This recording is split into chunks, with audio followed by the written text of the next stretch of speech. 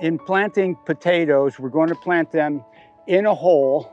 And the reason they go down in the hole is because they don't produce potatoes off their roots. You can start up the other side, making a row of holes.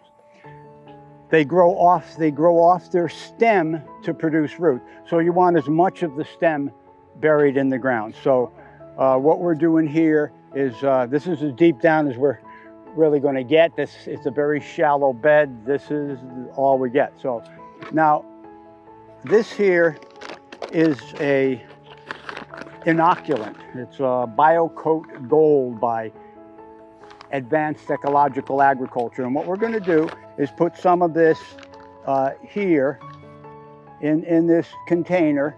And it does not like sunlight because these are live microbes. And I'm going to put in just a little bit of water so that it will splash around. And then I'm going to take these potatoes here. These potatoes have been chitting. C-H-I-T-T-I-N-G. They've been sitting for months in the light so that the sprouts only grow short. This is a way to keep them for an extra few months to plant late potatoes. So I'm going to put them in here like this, and maybe I better use a little more water so I can cover it better. And I just want to get them wet with the inoculant, okay? So that it's covered with microbes. And so now, and then I put that in here and just cover it over. And these here are some yellow potatoes. And so I'll get them wet and with the microbes. And I have it in a black can like this so it will stay out of the sunlight as much as possible. Okay, so that's a couple of them there. And then over here, I'm going to have some Amorosa. This is a red potato. When I say red, it's not just the skin. It's red on the inside. Very pretty potato. And so they're a smaller fingerling, so I'll put a couple together here.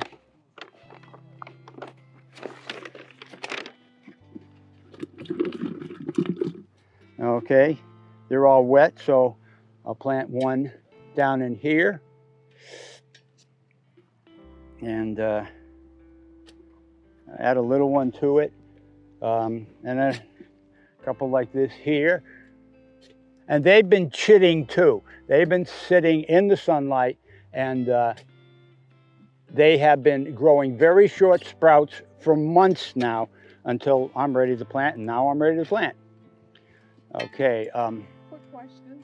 Yes. With all of those, you didn't need to cut any of them so that No. you get more? Because they had quite I a have few. plenty. Oh, no, I'm just saying, so we're planting, do we want to maybe cut the ones that had? Commercially, they plant a whole potato because they want they want the most out of it as possible. Okay. Let's see, these are pretty close together. They don't have to be quite that close.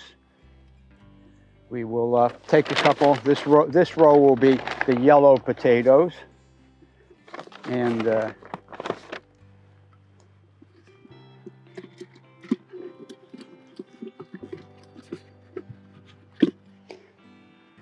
okay, put another one here and another one here. You just cover them over.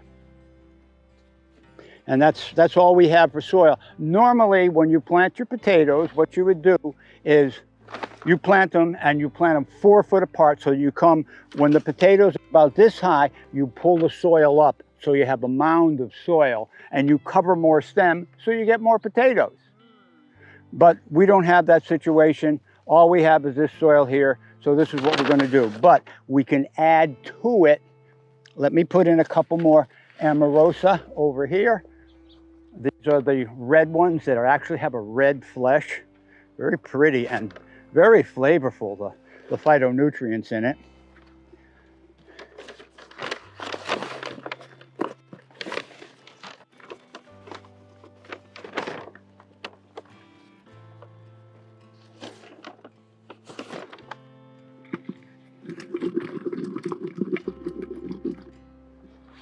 We splash them with the water so that they have the microbes, are inoculated with the microbes. Put them as deep down as we can here. And okay, and so that has a few of them done. If someone would like, they could plant the rest. Red down here and the yellows over there. But what we do at this point now, since it's shallow with the soil, is we're going to take this. This is leaves that were chopped up, and I'm going to fill the bed over these things with that. And they'll come through that, and they'll push potatoes out right underneath those leaves.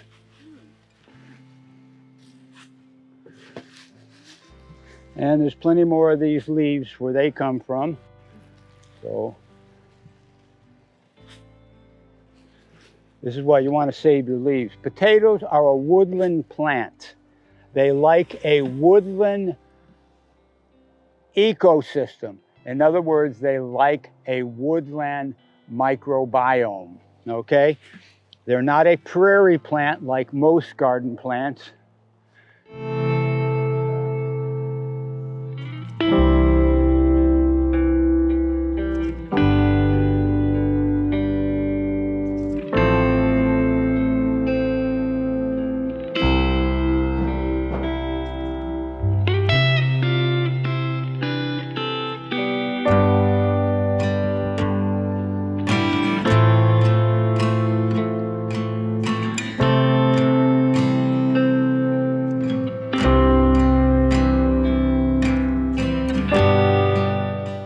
I like it nice and thick because they'll produce more underneath it. So more leaves can be gotten, and it can be thickly covered, and the rest of those potatoes can be planted. So that's how you plant white potatoes. The ground was prepared. We used all the topsoil that was in here. There's a limit to it. And they produce their potatoes off the stems. So as much of the stems is covered, and as the stems come through these leaves, they'll produce in the leaves too. Okay, now, although these are called potatoes, sweet potatoes, totally different way to take care of them. Okay, at the beginning of this sweet potato row, I'm going to put in a yacon because yacon is in the sunflower family, and it will grow about 4 feet tall or maybe a little taller with rain. And it too produces what looks like sweet potatoes coming off its roots. It will have a clump of them. They like have a clump this big of a whole bunch of sweet potatoes. So sweet potato looking, but you eat it raw, and it's used for the sugar industry. It is used and grown commercially in the world for sugar. For a sugar that diabetics can eat.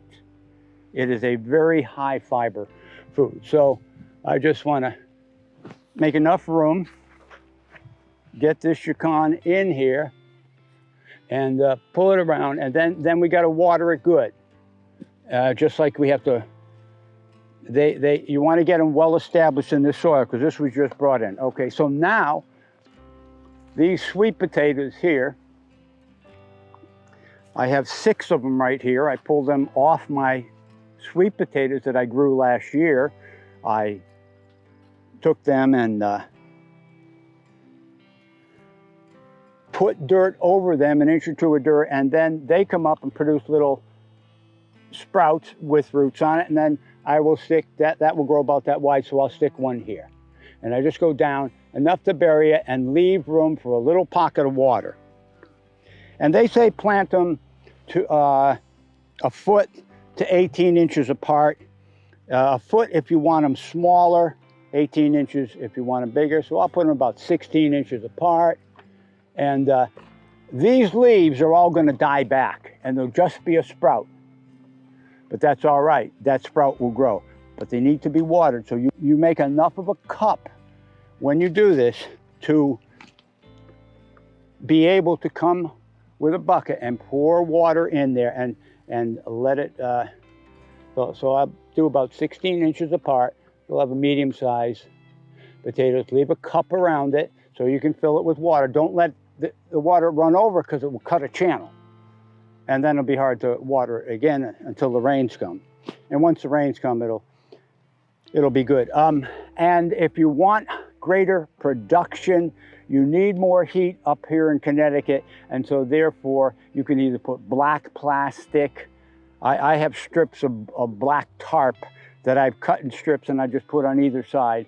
Or I have a couple rows and I have a 5-foot area in between with the black plastic that goes right up to the edge like this.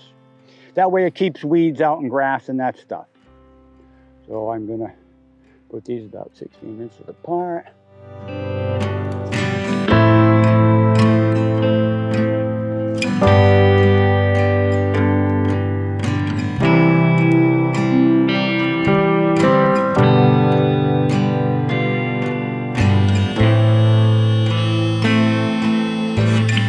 And by the way, I've noticed with my sweet potatoes, the smaller they are, the sweeter they are. The bigger they are, they're not as sweet.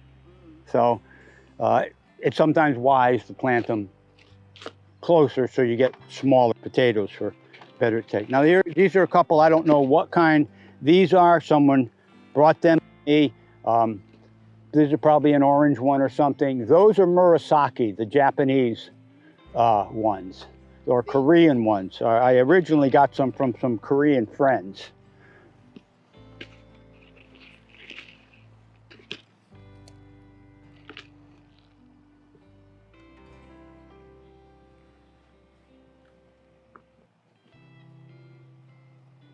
You got to have that cup so the water can go in there. And of course, this quack grass, wherever you can, pull it out.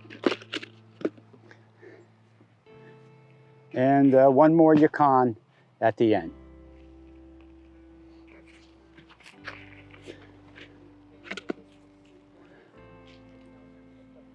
It should have been in the ground a while ago. You can see the roots are going round and round in there, but hopefully it'll take off well. Okay, now they just need to be watered.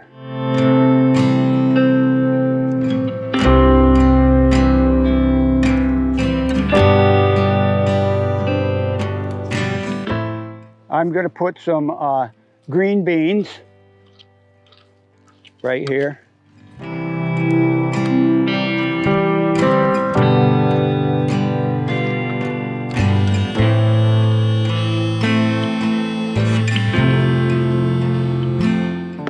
Just making enough of a divot to have some soil to bury them. And again, I'm going to take the inoculant here and inoculate the seeds. Okay. Got that all planted with this? That's beds all planted? Those are planted. Okay, good. I'll use some of this water right in here. And just need to get them muddy so it's difficult to plant them. I say that as a joke, but it's hard when they're sloppy and muddy to put them in the row there. Okay, who has their trusty knife like Debbie said she always carries with? Oh, I got this thing here. I'll just use this. This is my trusty knife, but it's clippers. What's that? These are the bean seeds. I had to go buy some seed. My seed was older. This just has some old seed in here too. So I just plant them closer, and then the weak ones, I just yank them out. So now I'm getting them dirty. Okay, and so they're coated. So we'll just put them down in here. Oops, see how they stick to my finger and that seed dropped right there? You gotta. What's that? About 1 or 2 at a time. No, I just put one at a time, but you know, they're supposed to be about 8 inches apart.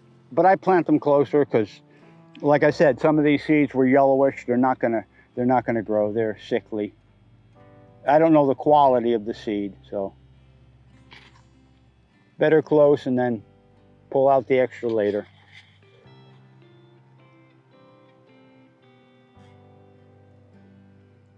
Okay, this stuff doesn't like sunlight, so I'm gonna cover them over. And you cover them over, beans are a pretty big seed, so you cover it over with about 1 inch or 2 of soil. It'll come through it without any problem. When you're dealing with a little tiny seed, you don't need much. Matter of fact, with a tiny seed, since we're not going to do it, I'll explain it. I just sow it on top, and then I take a grass rake. That's different than an iron rake. The iron rake has short tines. A grass rake has a long tine. And I run it backwards, upside down. And it just scuffs up the soil enough so that there'll be soil washed up against it when it rains or when you irrigate. Now, I think Debbie said beans don't like dill. We'll put it up here with the tomatoes.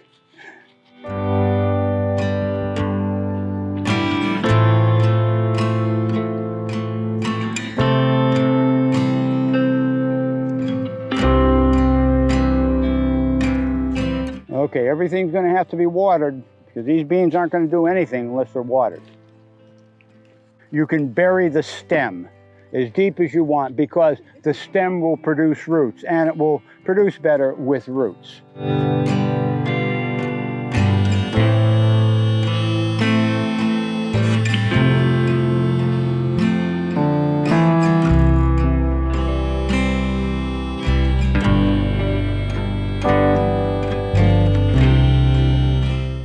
I will put that down. You can even bury the stem, and so only the top is sticking out, and all of that will root and will be do better that way. Now Debbie says they like marigold, so I'm going to have another tomato here. So I'll just put right next to it a marigold in between it. Yep.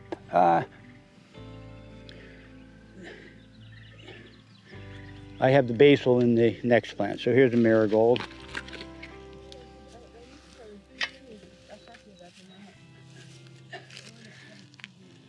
Now, color is important.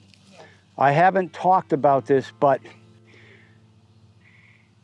God taught Adam and Eve to put in a garden.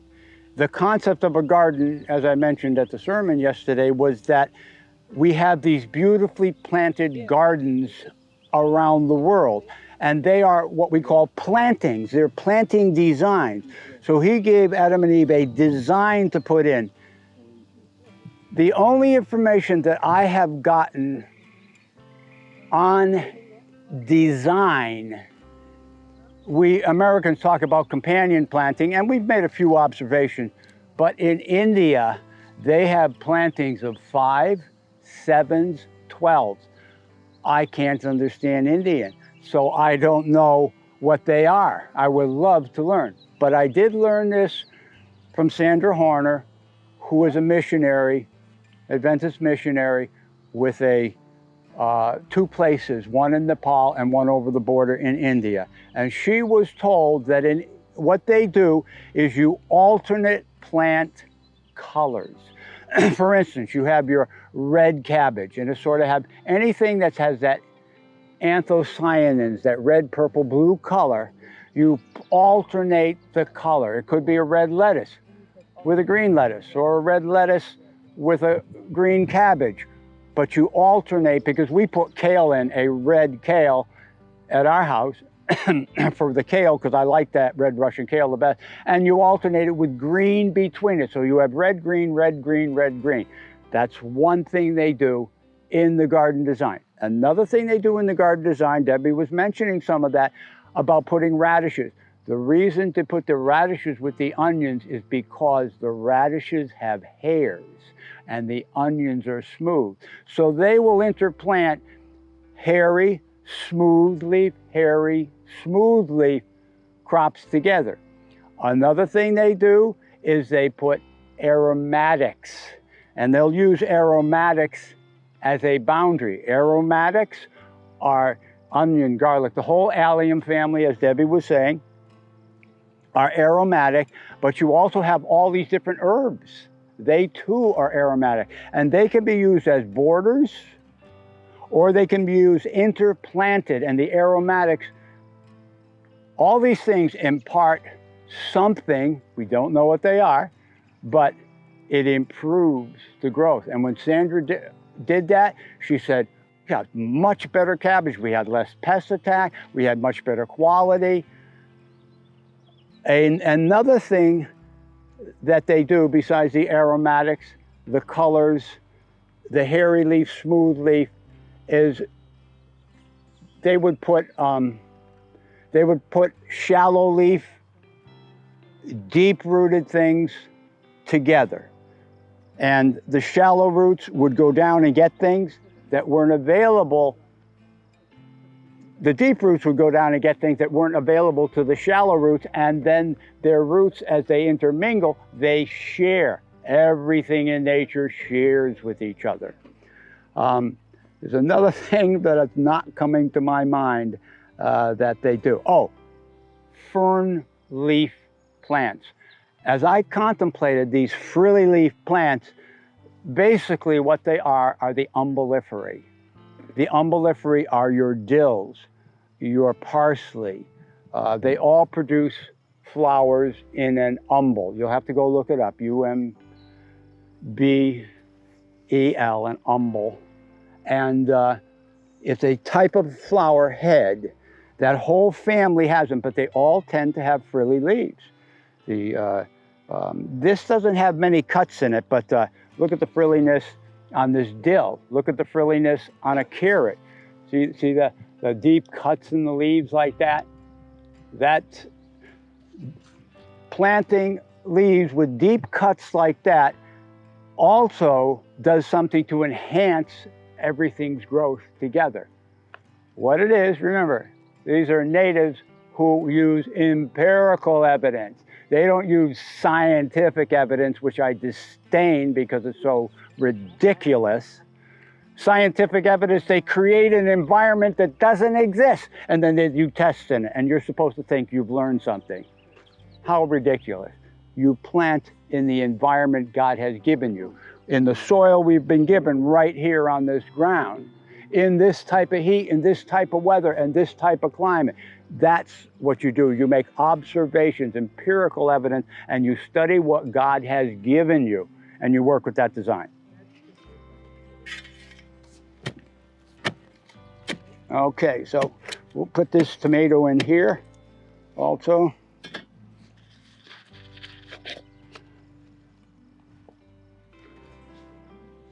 Covers as much of the stem as we want. Now, these should all be, but not the green beans. These can be mulched with green grass clippings. The reason I say the green beans is because you know what Velcro is, and you know how Velcro stuff starts sticking to it. Beans have little Velcro hairs, and then the grass clippings stick to it, and then you're washing every single bean, trying to get the grass hairs off so you don't mulch with green grass clippings. But you don't need to. You don't need to with the bean because green grass clippings provide a nitrogen as well as other things, and you don't need it with beans. We've inoculated them. We have an inoculant there, and that inoculation also has the nitrogen-fixing bacteria that the legumes need. Now again, we're going to interplant another flower because we want color. These zinnias, I forgot what the research was. Some people have made the observation, but zinnias, this is a Shasta mix here of different colors. It's going to give you, it can be white, orange, reds, but these colors are very beneficial in a garden. How they work, I don't know. Observation shows it's very important and is very beneficial for the plants. Okay. We'll put another tomato here. I don't even know what kind they are. We'll just find out. Like I said, this was an extra bed, and so we're just putting something in it.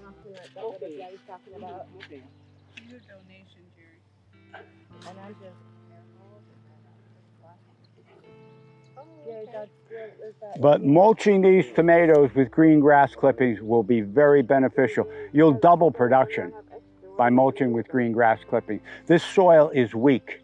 It does not have a lot of nutrition. It does not have microbe apartments. You can't expect a large population of microbes that are going to produce the fertility that supplies the plant without dwelling quarters for them. And that's what the organic matter is. And the darker the soil is, the more of that organic matter is in it. That soil that was brought over, very light. It's mostly this sandy stuff, doesn't have a lot of carbon in it. That's what organic chemistry is, carbon chemistry. Organic matter is carbon. Humus, the apartments are made strictly out of carbon, whether it's the carbon of biochar down in the tropical areas of the world, or whether it's the humus that's formed by the decomposition of organic matter. The organic matter, carbon, is transformed by particular bacteria that are in this inoculant into housing apartments for all kinds of microbes. Okay, so we'll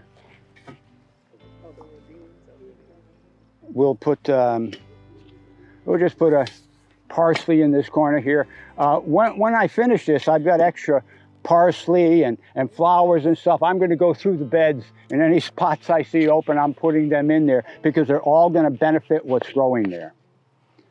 Okay, so this parsley will be here, and of course someone can water them. I'll put this dill over here. So right on. you don't have to put any fertilizer for the tomatoes or anything? This is what I do. Organic chemistry follows the route of conventional or chemical agriculture, in that they use fertilizers. Remember, there are three types of agriculture. Conventional agriculture, using chemical fertilizers and chemical sprays. Organic agriculture, using natural fertilizers and natural sprays.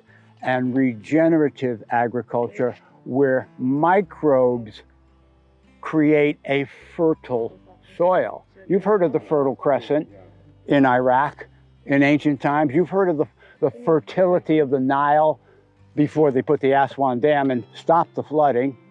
There are fertile, very fertile areas of the world, and the reason they're so fertile is because of the microbial populations there. There's a sufficient carbon for housing, so they can get as large as they're necessary, and their presence is there. In the conventional agriculture farmlands, they're almost sterile of the microbes. And we're talking microbes, 50 to 100,000 species. Okay? This is an enormous microbiome. There was an astronomer investigating the microbiome, and his response was, "This is more vast than the universe." That was his response. And they're all producing different nutrients. They no longer classify microbes by shape, rod-shaped bacteria, spiral-shaped bacteria, spherical bacteria.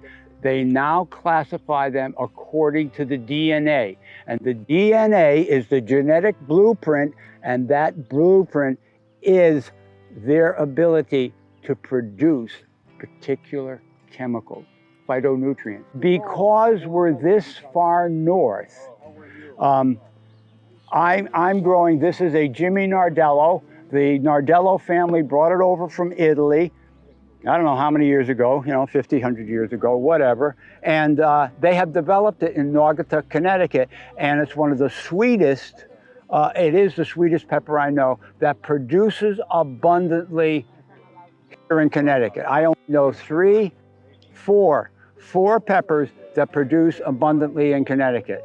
Now, the reason I say that is they will not produce flowers. They will not produce flowers unless the nighttime temperature is 80 degrees. How often do we have 80 degrees at night? We don't. And so when you buy a pepper in the store, it has little flowers on it, and that's all the peppers you're going to get, because it will not produce any more flowers, because it's never going to get hot enough at night to produce more flowers. So, but I like to also let them have some flowers on them in the greenhouse, because then I get earlier peppers rather than put them in and wait till things warm up. Now, so when you plant the pepper, you just want to put it in as deep, you know, you can put it maybe an inch more above the level that it is in here. So I just push it in and plant that. Now here's some flowers. I'm throwing them in at the end of the row. Here's zinnias. This is a good sized clump. We can pull it apart and give us some, and we can put this here, and we'll put this here.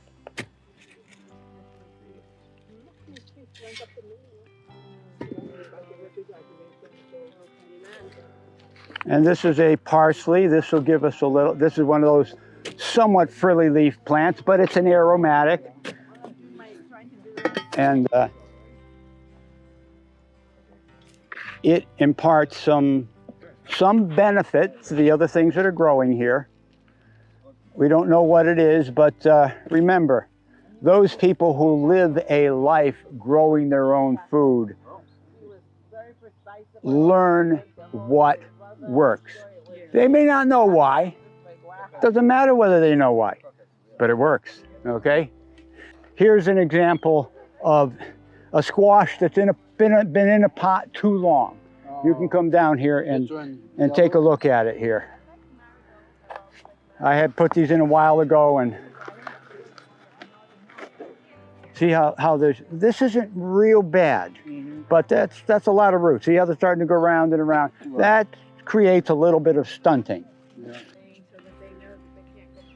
These are summer squash. This is a row of summer squash. These are crookneck. I find crookneck to be very delicious, so I always plant them every year. I find them much better tasting than the straight neck. See, it's been doing a little spinning, you know, so you can see been in there a little too long, but that's all right. It won't stunt it too bad.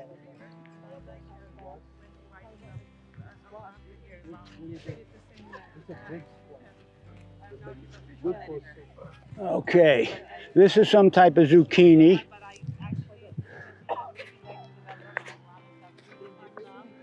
It may be striata, the sort of striped zucchini. There's all kinds of zucchinis you can put in. These are the right size. See, there's very few roots. See, very few white roots there, and this was well timed for planting.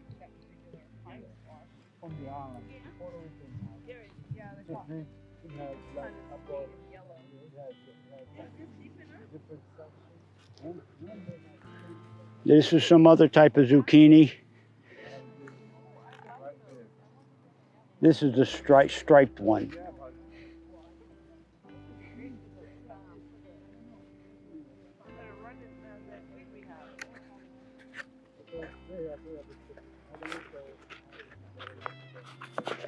And again, there's very few roots, and it was timed right for putting in the greenhouse and then putting in the ground.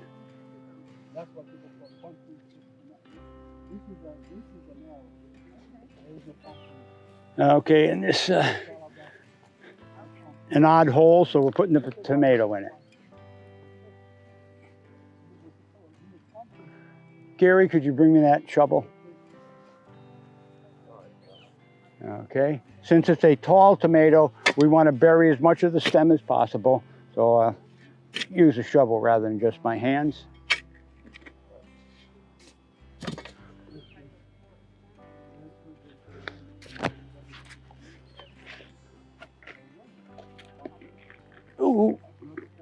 Could you get that? Yep. And get it quick because the ants are going to be I'm sorry. getting me. Okay. You want to put that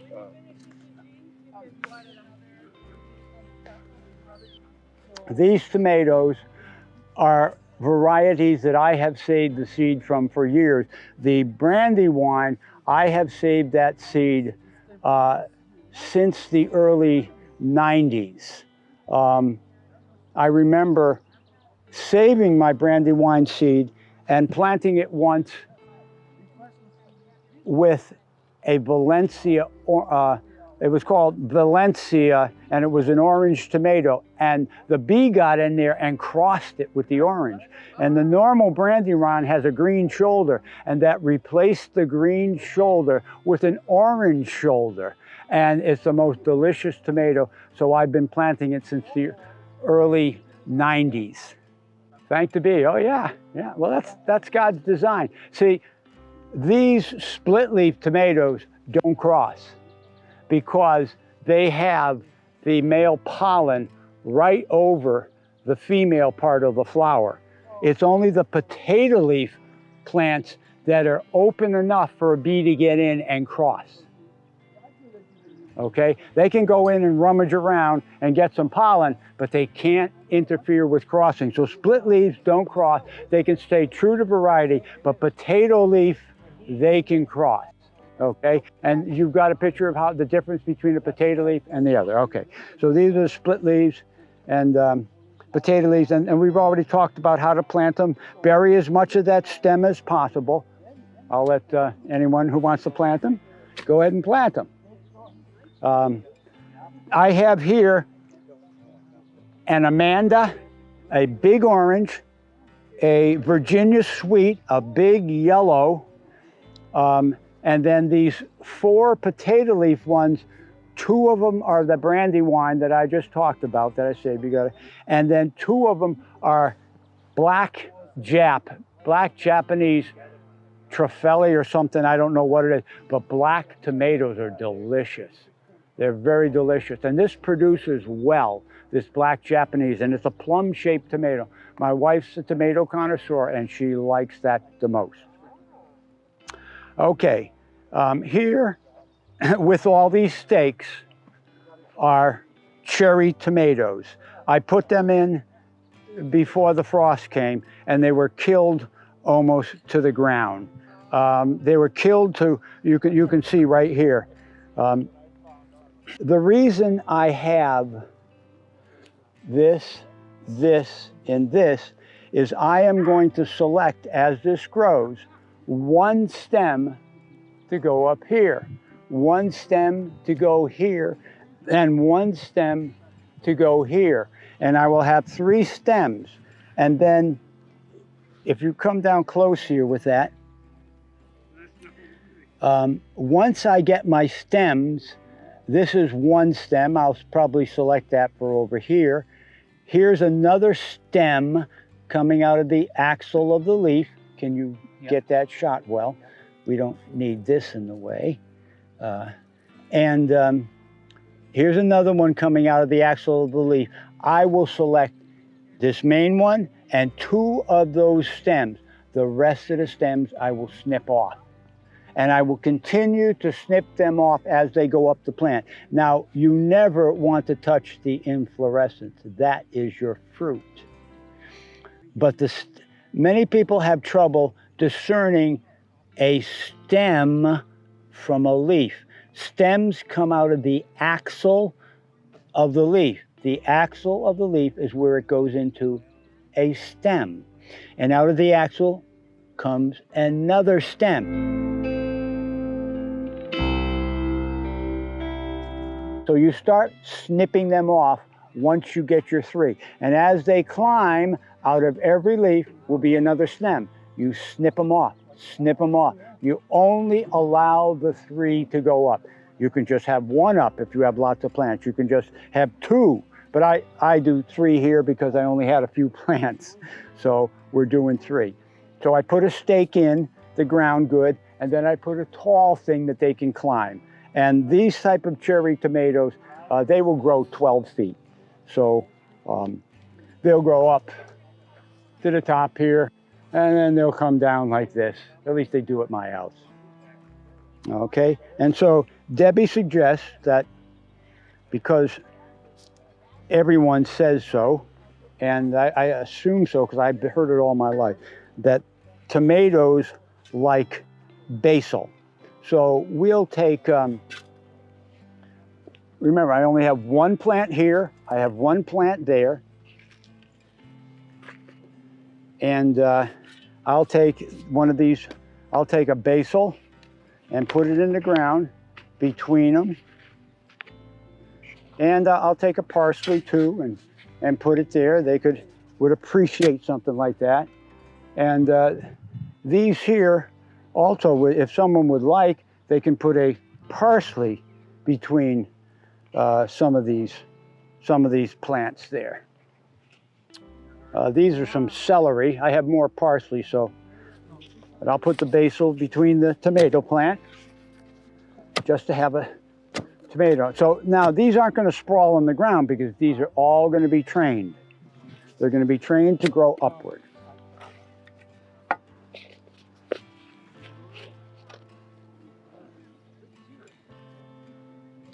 And that's going to communicate. This perfect, even at distance like that. They'll communicate together. They're companion. You would be surprised how far roots go. I was digging in a garden one day, and there was some, I dug this root, and I'm saying, where did this come from? I started pulling it. It went 15 feet to a zucchini plant. I remember one time I was in the blueberry patch, and I hit some root when I was digging for a pipe. I followed it back 20 feet to a blueberry plant. Roots will go. They will go. They'll spread, and you know. So we'll put another. We can put another basil in here. We can put. Debbie says they do good with marigold, so let's put a marigold right outside. Well, we'll put it on the south side. Put it on the south side here, and on the south side right here. We'll have to do something with these celery. They can go somewhere. And you just dig a pit. One of the best things to put in these pits, in all of these pits, would be rotted manures because of the high carbon content, but we don't have that. The best we have is this sort of composted. Yeah, if you can just give a couple swipes out of there, and right. Very good, thank you. Yeah, they'll travel long. 20 feet is Average. It's little compared to, it could be a lot more. Yeah, yeah. This is a staple food for New England. This butternut squash has no problems. You know, you plant Hubbards, you may get the borers in the stems, you may get other varieties and they don't produce. This never has a problem, the butternut. Hardy. Yeah, it just works perfect. This is what we need for all our produce. We need to select varieties that don't have a problem. But the spray industry has taken control. The petrochemical industry is taking control of our agricultural colleges, and therefore everything has to have some spray or some fertilizer or some product that they produce, or it doesn't go out on the market.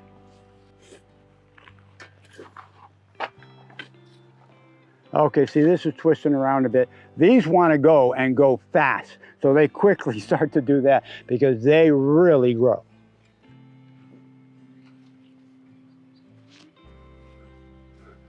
Okay, this is our winter squashes, something that part of the three sisters. You're gonna have the squashes, corn, and beans together, and the squashes cover and shade the ground, reducing water loss.